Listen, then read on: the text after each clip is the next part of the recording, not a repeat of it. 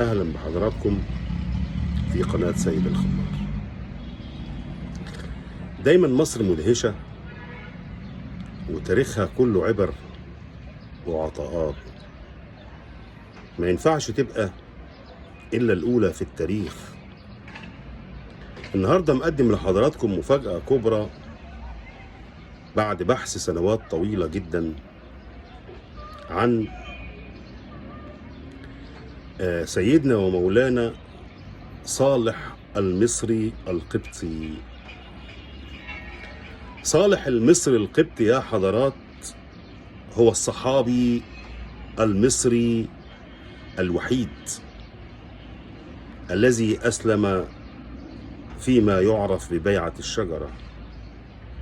صالح القبطي المصري هذا العبقري كان المترجم الأول وربما الأخير لسيدنا النبي صلى الله عليه وآله وسلم. صالح المصري الذي جاءت سيرته فيما كتبه العباقرة عن سيرة عمر ابن الخطاب رضي الله عنه بأنه حضر غسل وتكفين السيدة ماريا القبطية زوجة النبي محمد أم إبراهيم.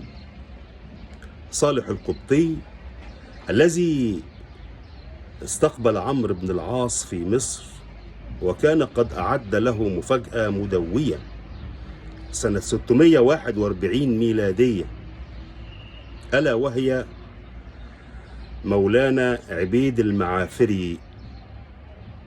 عبيد المعافري ده يا حضرات كان صديقا ومحبا لسيدنا صالح القبطي المصري مترجم النبي، والذي كان مترجما أيضا لعمر بن الخطاب. صالح المصري كان يحرص على وصول ما يوازي 100,000 دينار إلى السيدة عائشة من أموال المصريين اللي جاي يعيش بيت النبوة في بحبوحة ويسر.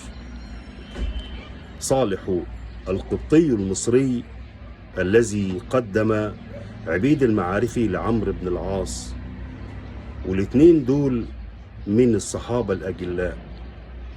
جاءت سيرة مولانا صالح القبطي المصري وهو الصحابي المصري الوحيد الذي أسلم على يد النبي. كمان عبيد المعافري هذا الفتى العظيم جت سيرته في أكتر من رواية، ابن كثير وما رواه عباس العقاد عن سيرة عمرو بن العاص. صالح القبطي وعبيد المعافري معجزة مصرية تؤكد أن مصر عندما استقبلت الإسلام استقبلته بحب، بعيدا عن جنود عمرو بن العاص. عمرو بن العاص دخل مصر ووجد فيها عبيد المعافري الذي كان يحفظ القرآن كاملا، وكم من أحاديث رويت عن مساجلات بين عبيد المعافري وعبد الله بن أبي سرح وعمرو بن العاص، ولنا في ذلك استكمال إن شاء الله. شكرا جزيلا.